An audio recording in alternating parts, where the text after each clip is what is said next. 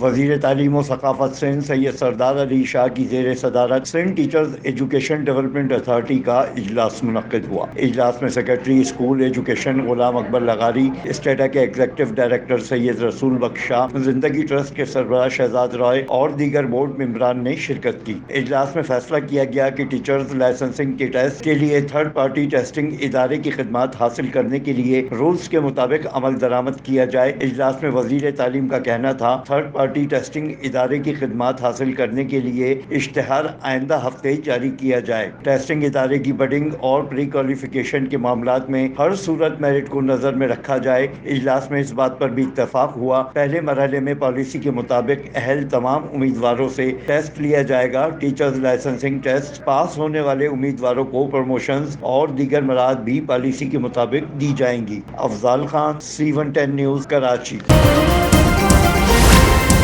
C110 news, خبر کی اصل خبر۔